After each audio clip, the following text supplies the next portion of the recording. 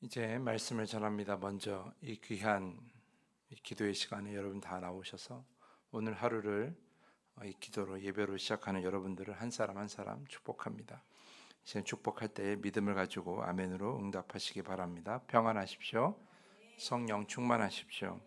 오늘 이 기도의 시간을 통하여서 평화를 이루시는 그 하나님 안에서 참된 평화를 이루시기를, 또한 평화를 이루는 여러분의 삶이 되기를 간절히 축복합니다. 오늘 읽은 열왕기상 5장은 성전 건축을 준비하는 과정이 기록되어 있고요. 또 내일 다음 주에 묵상할 6장은 성전을 건축하는 과정, 그 이후의 내용이 기록되어 있습니다.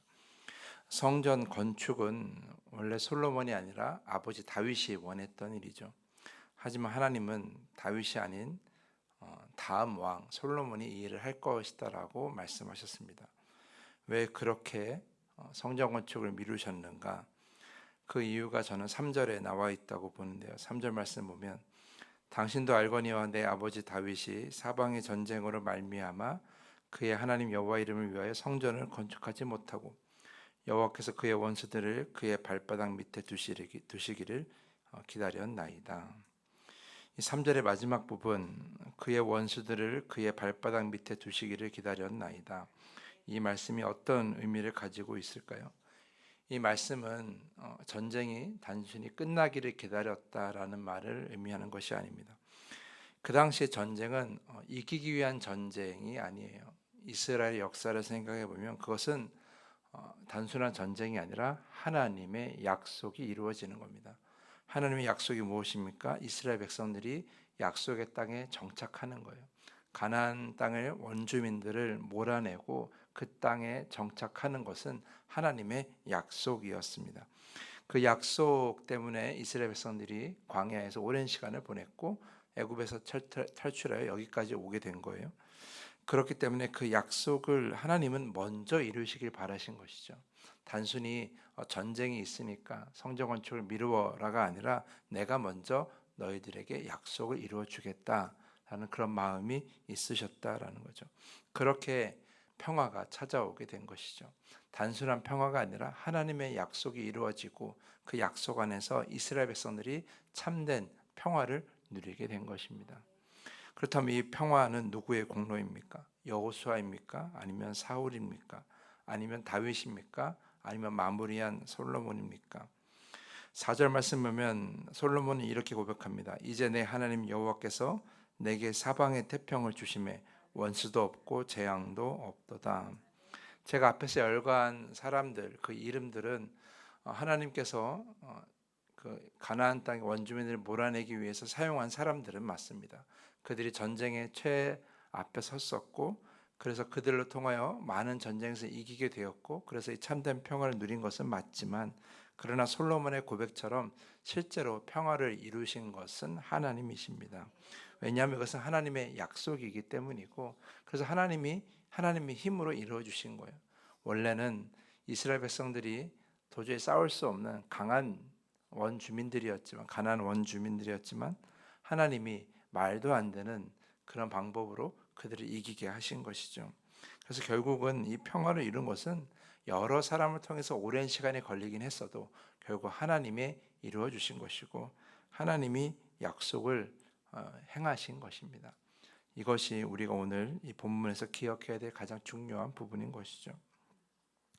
저는 이 말씀을 묵상하면서 이스라엘뿐만 아니라 우리 민족, 우리 나라에 지금 우리가 누리고 있는 평화로 하나님이 이루어 주신 것이다 라고 저는 그렇게 고백하게 되었습니다. 오늘은 광복절인데요. 광복절은 이 민족이 가지고 있던 여러 가지 불의 가운데 또 여러 가지 어려움 가운데 압제 가운데 우리가 해방된 날입니다. 근데 이것은 단지 사람의 힘이 아니라 하나님께서 이 나라의 평화를 위해서 이루어 주신 것이죠.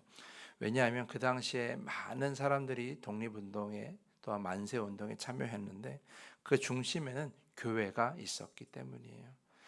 우리나라의 이 민족의 복음을 전하게 하고 또한 그들로 복음을 전하는 선교사들로 인해서 사람들의 생각이 깨어나고 또한 그런 과정 속에서 독립운동에 큰 힘이 되었던 것은 바로 교회입니다. 그래서 당시 일본은 3.1운동 이후에 교회에 여러 가지 모임을 금지시켰어요. 다 금지시킬 수는 없으니까 주일 예배를 제외하고는 다 금지시켰던 거예요. 왜냐하면 이 3.1 운동의 중심에는 교회가 있구나라는 것을 판단했기 때문이에요.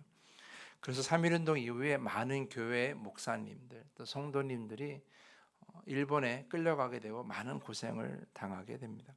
감리교회 안에 역사 자료를 보면 알 수 있는 부분이 있는데요. 당시에 우리가 지금은 지방회라고 부르는 지방회를 관할하는 목사가 감리사인데, 지금은 우리나라 목사님들이 국내 목사님들이 감리사를 하고 있지만 당시에는 선교가 막 이루어지고 있고 감리교가 커가던 시기였기 때문에 각 지방의 감리사들이 외국인 선교사들이 많이 있었어요. 근데 자료를 보면 이런 자료들이 있어요. 3.1 운동 당시에 수원 지방이 감리사였던 외국인 노블 목사의 보고서를 보면 이렇게 기록되어 있어요.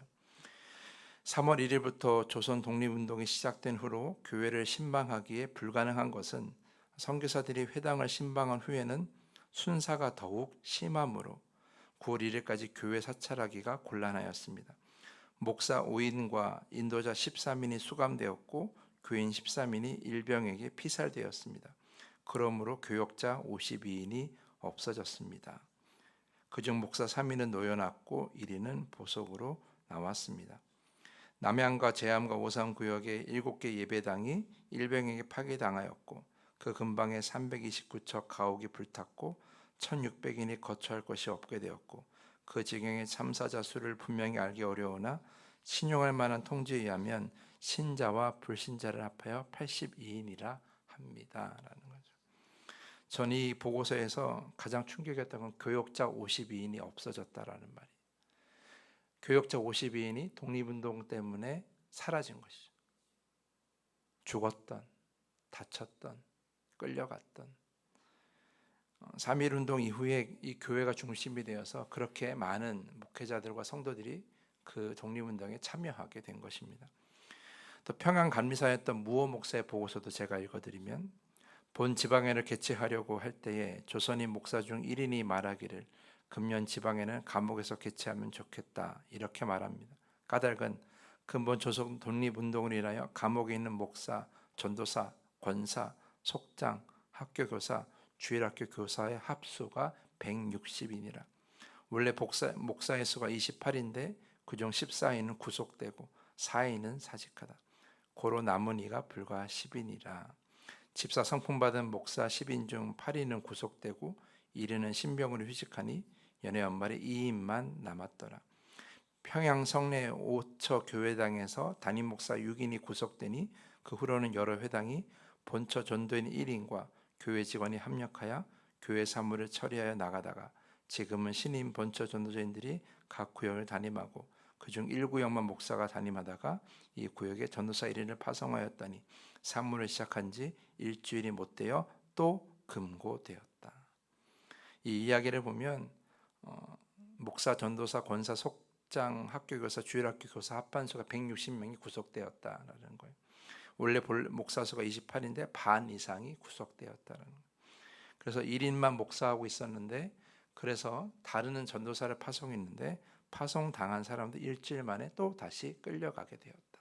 이런 내용들이 기록되어 있는 거예요. 다 독립운동하다가 그렇게 된 거죠.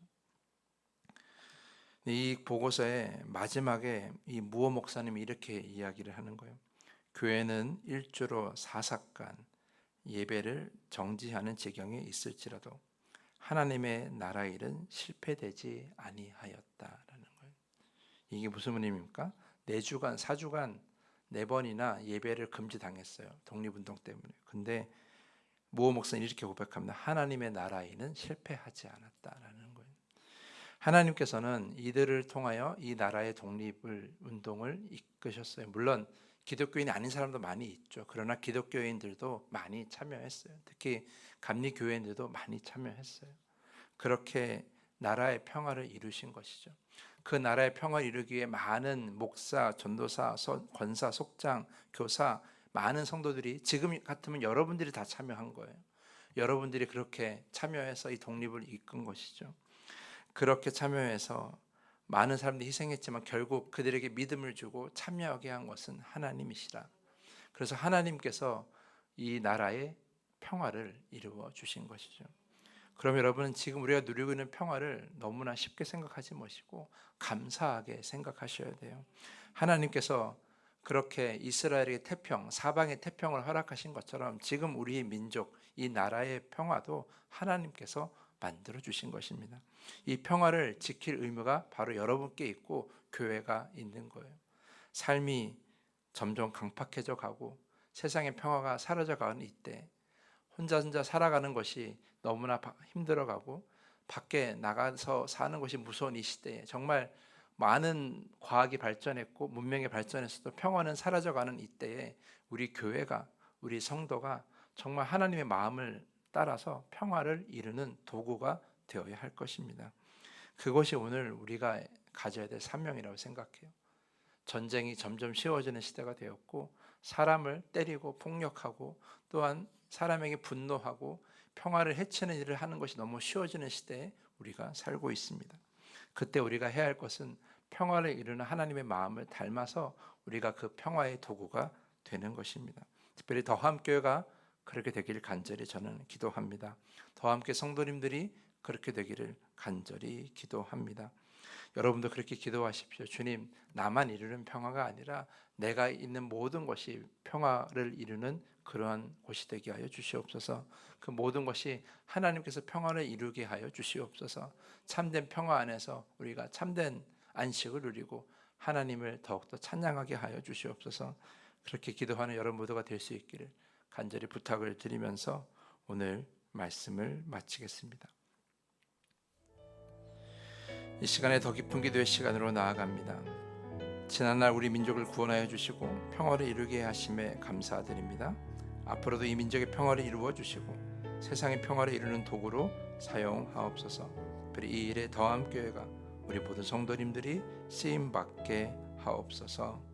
이 시간에 기도하기를 부탁을 드립니다. 주기도문을 고백한 후에 더 깊은 기도의 시간으로 나아갑니다. 하늘에 계신 우리 아버지여, 이름이 거룩히 여김을 받으시오며